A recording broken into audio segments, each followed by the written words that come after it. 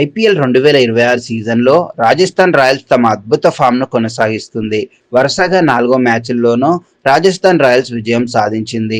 గౌహతి వేదికగా శుక్రవారం జరిగిన మ్యాచ్లో రాజస్థాన్ రాయల్స్ 6 వికెట్ల తేడాతో డిఫెండింగ్ ఛాంపియన్స్ రాయల్ ఛాలెంజర్స్ బెంగళూరును ఓడించింది. మ్యాచ్లో ముందుగా బ్యాటింగ్ చేసిన ఆర్సీబీ నిర్ణీత 20 ఓవర్లలో 8 వికెట్లకు 201 పరుగులు చేసింది. కెప్టెన్ రజత్ పటిదార్ 40 బంతుల్లో 4 ఫోర్లు 4 సిక్స్లతో 63 పరుగులు చేసి రాణించాడు. విరాట్ కోహ్లీ 16 బంతుల్లో 7 ఫోర్లతో 32 పరుగులు, వెంకటేష్ అయ్యర్ 15 బంతుల్లో 1 ఫోర్ 2 సిక్సర్లతో 29 నాటౌట్గా ఆడారు. రాజస్థాన్ రాయల్స్ బౌలర్లో జోఫ్రా ఆర్చర్, రవి బిష్నాయ్, బ్రిజేష్ శర్మ తలో 2 వికెట్లు తీశారు. సందీప్ శర్మ, రవీంద్ర జడేజా చెరో 1 వికెట్ పడగొట్టారు. అనంతరం చేజింగ్కు దిగిన రాజస్థాన్ రాయల్స్ 18 ఓవర్లలో 4 వికెట్లకు 202 పరుగులు చేసి సునాయాస విజయం సాధించింది.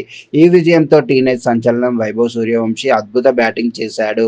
26 బంతుల్లో 8 ఫోర్లు 7 సిక్స్లతో 78 పరుగులు చేశాడు. 15 బంతుల్లోనే అర్ధ సెంచరీ పూర్తి చేసి ఆర్సీబీ బౌలర్లను ఊచకోత కోశాడు. జోష్ హజిల్వుడ్, భువనేశ్వర్ కుమార్ వంటి ప్రపంచ స్థాయి బౌలర్లను చితక్కొట్టాడు. ధ్రువ్ జురెల్ కూడా 43 బంతుల్లో 8 ఫోర్లు 2 సిక్స్లతో 81 పరుగులు నాటౌట్గా రాణించాడు. ఆర్సీబీ బౌలర్లలో జోష్ హజిల్వుడ్, కృణాల్ పాండ్యా రెండేసి వికెట్లు తీశారు.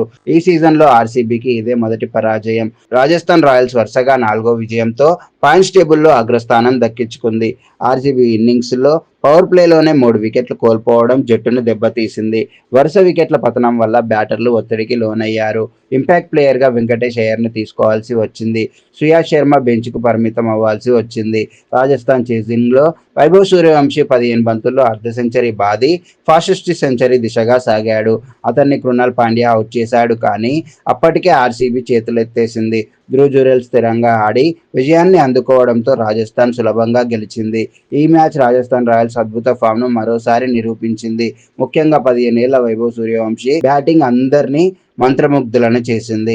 ఈ సీజన్లో అతని ప్రదర్శన రాజస్థాన్కు పెద్ద బలం అవుతుంది.